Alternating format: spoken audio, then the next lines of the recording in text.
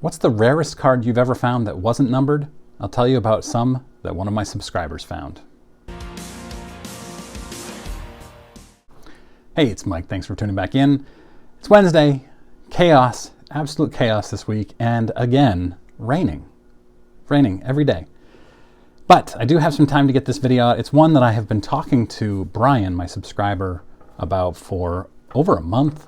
And Brian, thank you for your patience. He messaged me about this, I think over Instagram originally, and I asked him to email me the details. It's easier for me to maintain these types of things in email. And so he did, and I've it's just been so crazy. I've had other things, but I'm finally covering it this week, and I'm excited to. So let's get started. Brian found what he calls a new auction site. I don't remember if he mentioned it was new to him or really new. And in one of the auctions, there was a batch of 1978 7-Eleven Magic Motion cards. There were 10 of them in this lot, and he didn't know what they were. He went to Google and he did a quick search, and there's not much on Google. He found a Wilt Chamberlain that had sold for about $1,700 in an SGC slab, and he thought, okay, this is probably worth putting in a max bid of $100. So he did that, and then he got thinking, maybe I should just increase my max bid to $200. And he did, and he ended up winning them for $160. He said all in with buyer's premium and shipping, it came to $206 for 10 insanely rare cards. So let's talk about how rare these are. They're so rare that, like I said, there's almost nothing written about them. Sports Collectors Daily has done an article, a pretty long article, and very thorough, really good journalism, frankly, of what they think these cards are from, and they even spoke with a manager from 7-Eleven from the late 70s. It's quite good. And I went to the PSA Pop Report.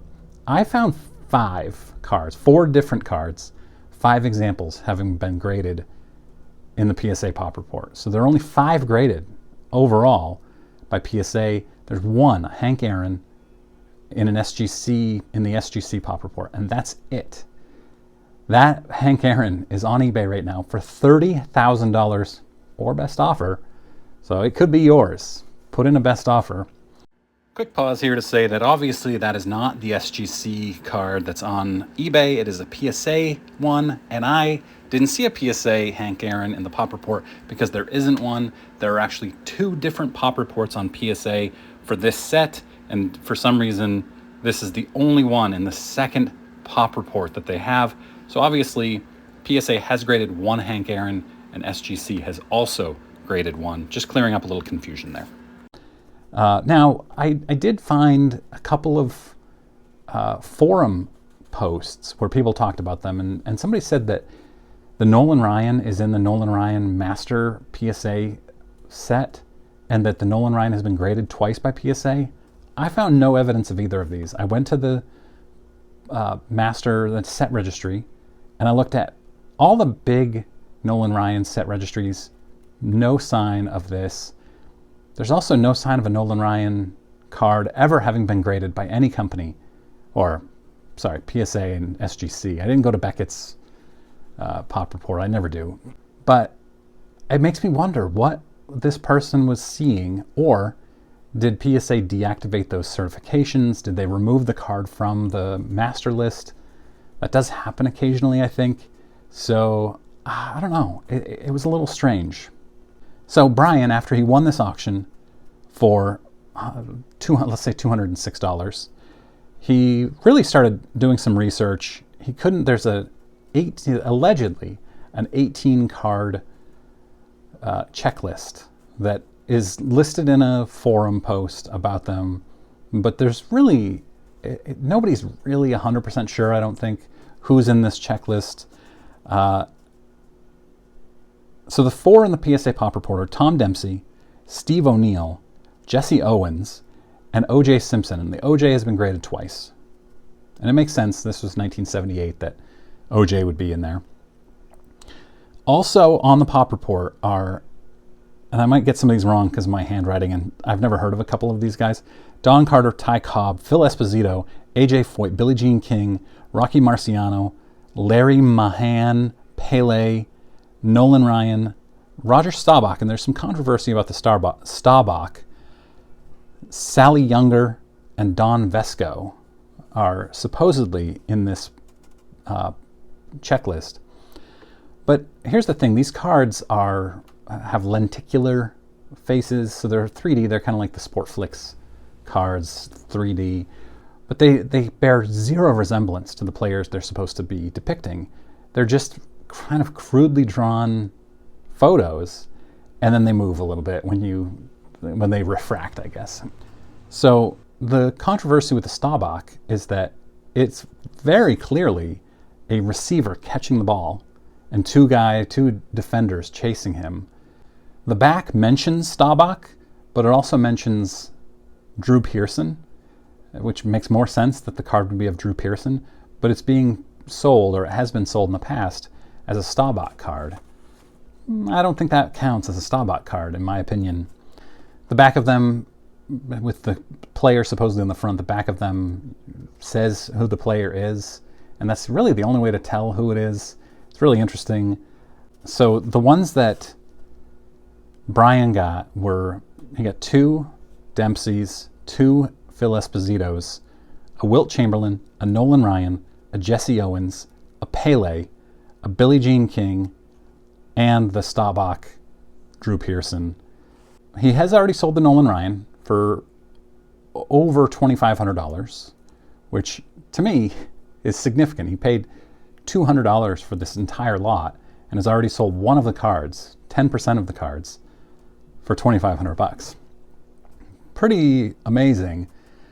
Then the rest of them, I think he said he's sent them all off to either PSA or SGC, a mix of the two. So part of this Sports Collectors Daily article talks about where they might have been from. And obviously they're from 7-Eleven. We know that. The back of them says 7-Eleven. And it's believed to be from 1978.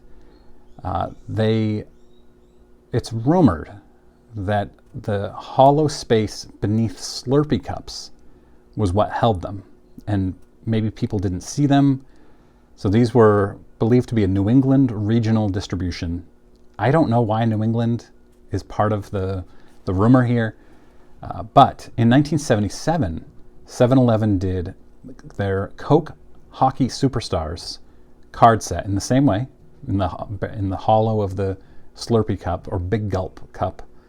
And then in 1983 and 84, they had their baseball and hockey Superstar action coins in the same way. So it makes sense that that was what the expectation was. And these are a little under 2 inches square. I think 1 3/4 inches square is the size of these cards, so it makes sense. So an old 7-Eleven manager told Sports Collectors Daily, confirming that rumor, that they were on the bottom of the original Big Gulp cups. Now I googled Big Gulp,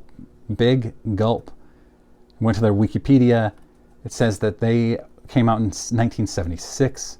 So if they were in the original Big Gulp cards, it would have been a couple of years early, but it's possible that he was just misremembering how early it was. So there's also the theory that it wasn't even distributed, that it was just that there was no distribution. There was actually just a test issue, kind of like the 1961 Topps Dice game, as another one that just accidentally got released. But I think it's more likely that people just didn't realize they were at the bottom of their cup, in the bottom of the cup maybe. I'm really not sure. If you know, I would love to know. Email me at thejunkwashero@gmail.com.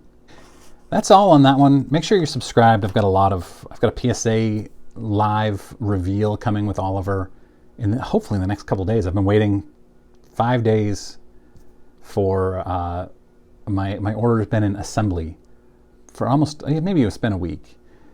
I got another Attic Find Friday coming out this week. All kinds of stuff coming up. All right, that's it. Thanks very much for watching.